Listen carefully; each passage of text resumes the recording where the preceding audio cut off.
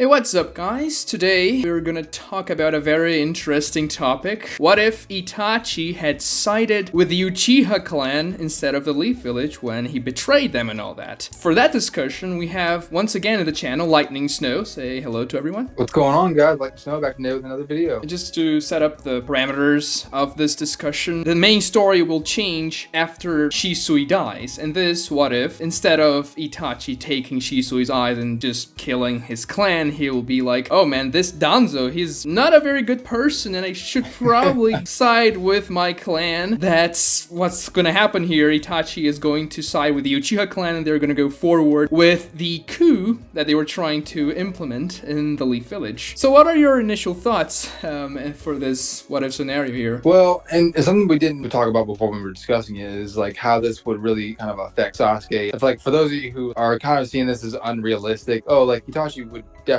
side with the Leaf Village for sure because that's how Itachi is. You gotta remember, Itachi's priority was Sasuke above anything else. So if he really felt like the Leaf was shady enough and then it wasn't gonna get better, I don't think he would have much qualms about it. Like I know Itachi's a good guy and a genuine dude with a heart of gold and whatnot, but Sasuke is his priority, like hands down. So in my own opinion, I'm just point blank, the Leaf is screwed if this happens. If Itachi decides to side with the Uchiha, the Leaf is screwed. Point blank, end of story. Especially if we're considering the time period in which it's gonna happen. And also, Itachi wasn't like, oh man, I'm just gonna kill my clan and I'm not gonna think anything about it. He was very hesitant. When he was about to kill his parents, he was like crying and shaking. It wasn't a very easy decision. And I kind of get the feeling he almost sided with the Uchiha anyway. Well, and that's the thing too, is we also didn't discuss how things with Obito would be handled too. Because Obito was a big part of that. Oh, I think we can save that for later, probably. He's kind of a wild card. If Itachi didn't contact him, I don't think he would even interfere because he was kind of on sleep mode. Well, the only reason I brought that up is because he knew that Obito had said that Itachi knew that he held a grudge against the Leaf Village since like Obito was kind of masquerading as Madara. So I wasn't really entirely sure if Obito would still try to pull some crap against the Uchiha or not, but we can say that for later, like I said. I just wanted to bring that up because I completely forgot about Obito being a factor within the Uchiha massacre. I think this coup begins with the Uchiha clan capturing Naruto and using the Nine Tails to wreak havoc, and there's a precedent for that in one of those filler arcs where Fugaku himself states that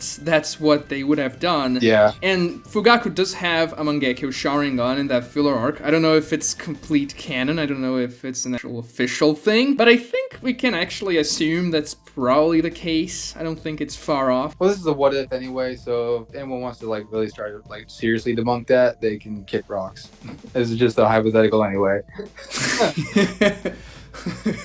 And Itachi would also have his Mangekyou because he saw Shisui dying in this what if as well. He just changed his mind after he sees Shisui dying, and that's what sparked the change. So Itachi and his dad would have a Mangekyou Sharingan, which would be very problematic for the Leaf Village as we were discussing before. For those of you who are, wanting some clarification, I told Daigo this was like the first thing that I thought of is the Leaf doesn't really have too many exceptional ninja on their side from Hiruzen. Yeah, like I know Kakashi and Guy and some of the other Jonin are, they're pretty good. They're top-notch Jonin. But again, like this is before part 1 Naruto. So they're nowhere near their Shippuden counterparts. And the other thing is too is that Jiraiya and Tsunade are absent from the village during this too. So they're not going to have some of the stronger shinobi that they would really need in a situation like this. Yeah, I don't think they would necessarily go to destroy the entire village. Their main goal would be to dethrow the government, essentially killing Hiruzen and the higher-ups there. Itachi would definitely go for Danzo right out of the gate for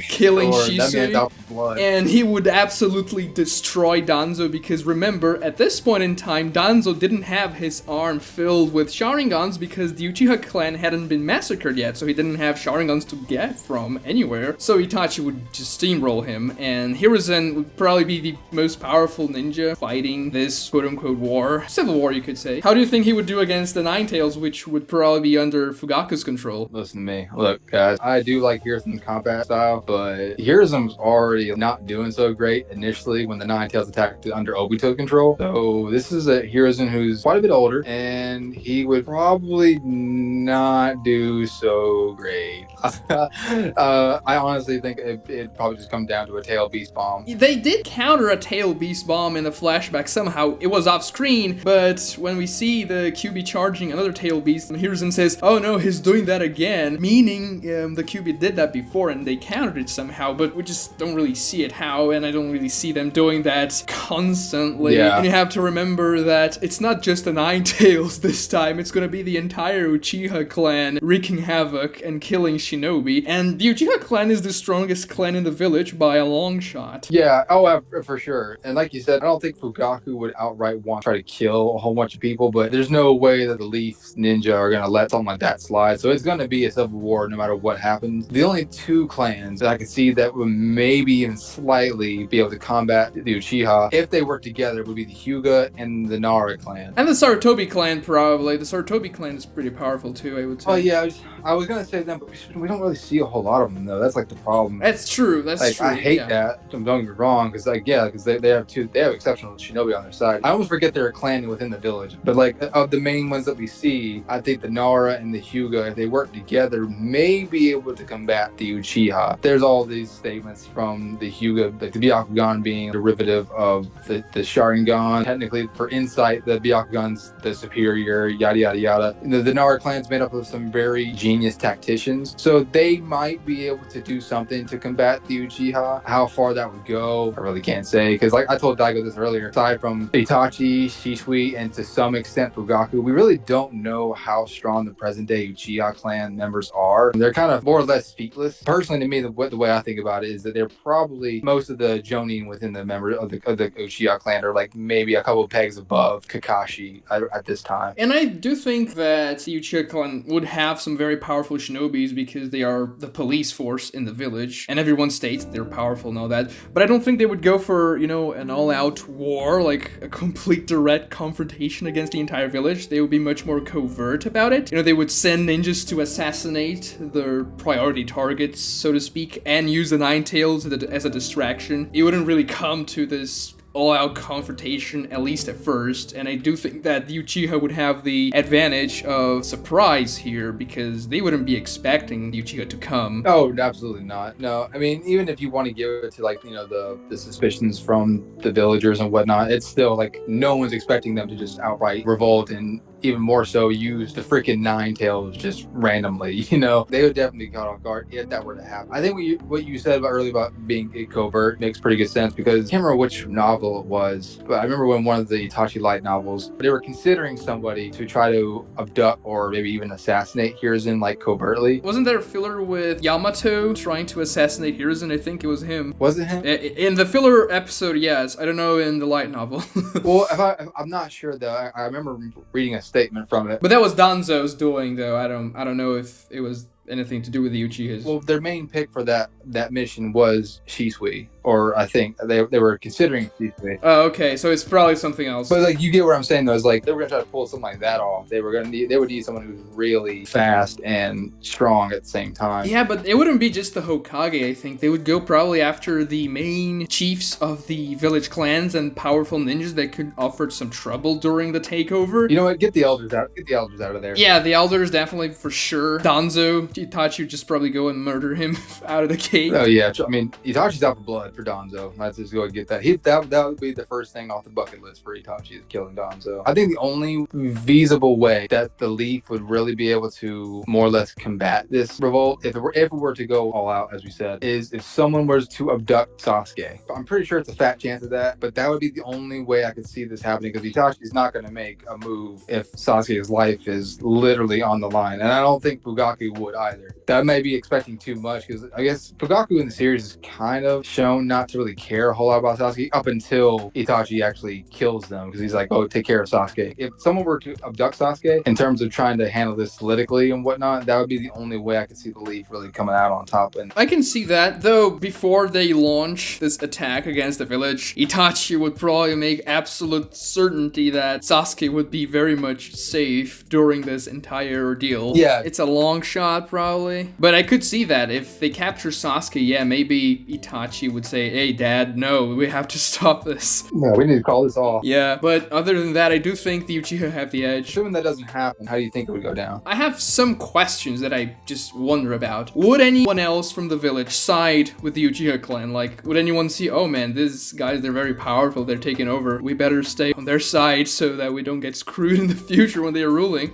Right. That's a good question. If someone were to join them, I could maybe see even the Hyuga clan joining them just because they have some of those similarities, ocular jutsus and all that. This might just be me. I think Hyuga would be the definite no. We're siding with the Leaf because the Hokage, specifically the third Hokage, was there for the Hyuga clan during their like dark days, whenever like the whole, all that stuff went down between the Cloud, Neji's dad. That's true. Yeah, I think you have a point. Yeah, for sure. That's not a total guarantee because like we never really see the Hyuga clan much after that. It's still up in the air, like you said. It's definitely possible.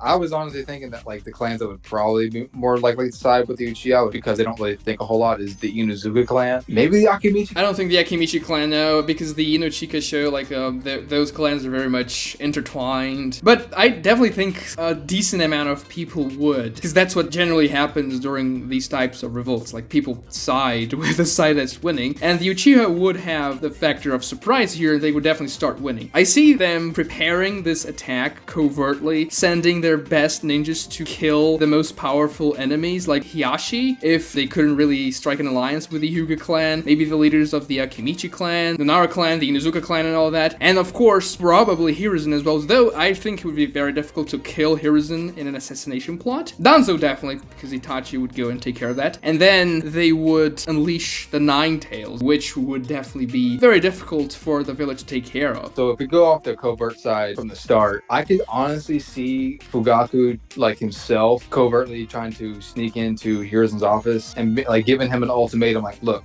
I have the Nine Tails ready to go. These are my terms, and if you don't accept them, I'm unleashing this entire Nine Tails on the village. I can definitely see that, because Fugaku was a pretty reasonable guy as far as we know. He wasn't like a bloodlusted clan leader or anything. He was just trying to do what it was best for the Uchiha clan. Well, in that field that you mentioned earlier, he legit did not want to have a revolt. Like, he told Itachi, I can control the Nine Tails. I'm keeping it a secret from the rest of the clan, because if I don't, it's going to go into all hell. Yeah, everyone's gonna say, hey, you gotta do this now.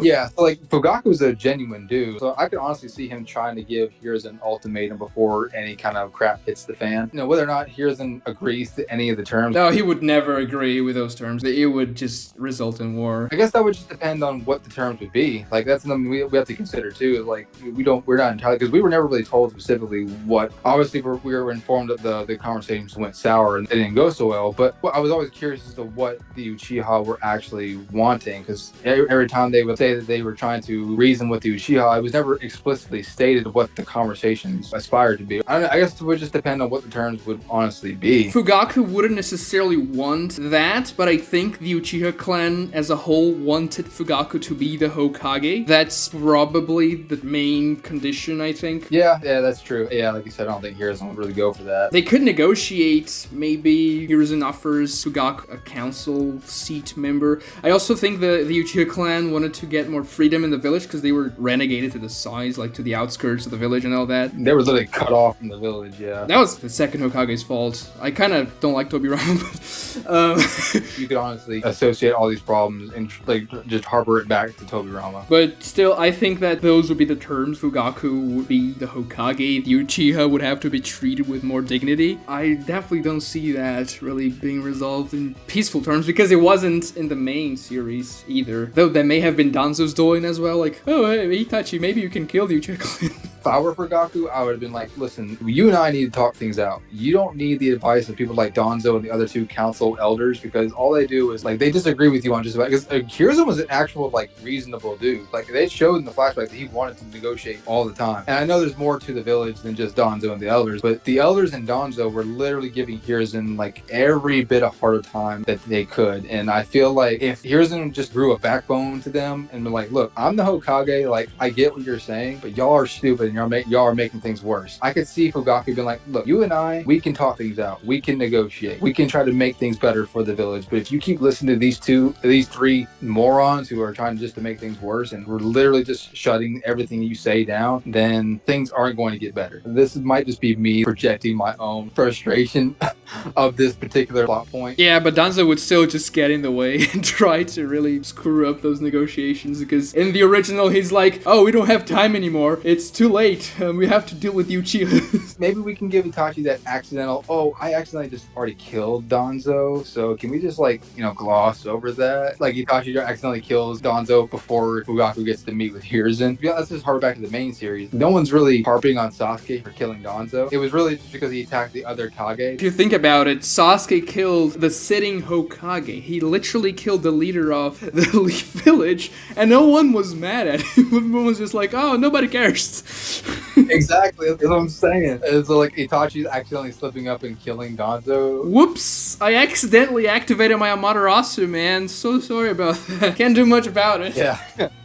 Now that I think about it, Hiruzen already had Danzo pegged for a bit, because if we're taking the Kakashi backstory Anbu filler arc as canon, Danzo tried to assassinate Hiruzen, and I guarantee you it may not even be the first time that he's done that. Hiruzen said, like, I'll forgive it this one time. Obviously implying this kind of crap happens again, you're dead. I could honestly see Hiruzen being like, obviously remorseful a little bit because it's Danzo and it's his old teammate, but at the same time, he'd probably be like, well, what's done is done, and it was covert. It wasn't really made public. I can see that as well. Itachi just going there and, whoops, I accidentally Amaterasu'd you. So sorry, Danzo. Anyway, can we negotiate now? I definitely think that if Danzo was actually assassinated at that point of the story, things wouldn't have escalated that much. Yeah, and exactly. I think Hiruzen would definitely be a little more reasonable with the Uchiha, letting them back into the village, lending them some additional political power, which is something that the Uchiha clan had none of in the series, and that's the main reason why they were so pissed at the government of the Leaf Village, because Tobirama essentially said, no, you guys are awful. You can't really be in power at all. You can't even have a say on anything related to the village. Exactly, yeah. Well, it's funny that we think about it, though, because if you really dial it back to the first and second Hokage, Hiruzen adopted more of Hashirama's way of thinking, and Danzo got more of Tobirama's way of thinking. Yeah, for sure, because Hashirama was always like, Tobirama, when you become the Hokage, respect the Uchiha and let them be. And he did none of that.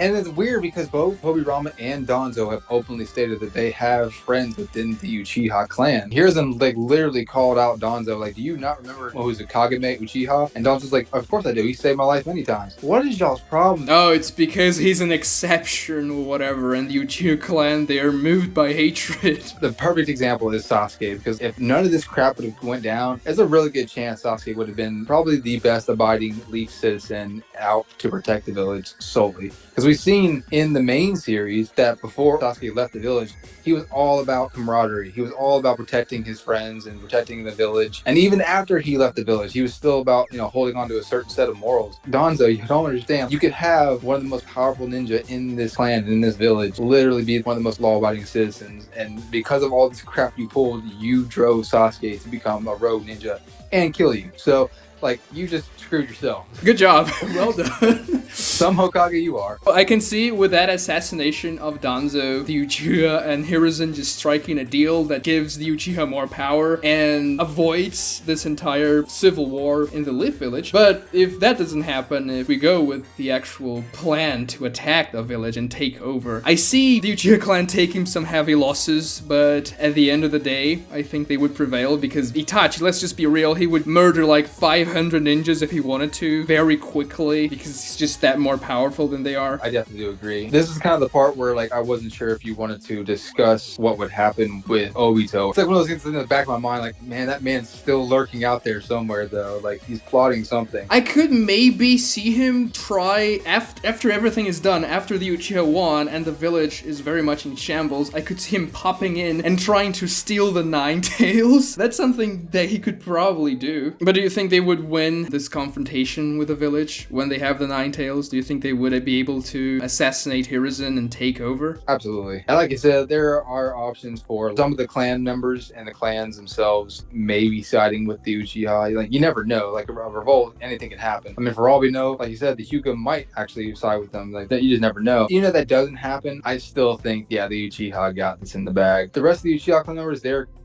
kind of feetless to some extent. But say they're a couple pegs above Jonin, Kakashi, then they definitely have the strength in numbers and just raw skill and talent. Plus the Nine Tails on their side, yeah, there ain't no way. I'm sorry. And then they would probably just instate Fugaku as the new Hokage. That's most likely what they would do if Fugaku survived the coup, which he probably would, because he's the second most powerful in their midst. Worst case, if Fugaku did die, then you just have Itachi right there, literally taking up the mantle. Yeah, man, Itachi was Hokage level at 7 years old, so he can definitely take that. Exactly. Even Hiruzen stated that at the age of 10, or age of 8, I think it was, that... Oh, it was 7. It was 7. That he thought like a Hokage already, so... Yeah, exactly, yeah. So that man was ready to go. He was like, I'm right here, y'all. Gaara was Kazekage at 15, so Itachi was 14. Itachi is much more gifted than Gaara's. Definitely, for sure. Itachi still has good morals and whatnot. Just someone can only have so much patience before they snap. It doesn't matter who you are. And I think we can maybe in the future try and make a part 2 where we continue this, like what would happen after the coup, what would happen after Fugaku took over, what would be the relationship with the other villages. Naruto would be dead,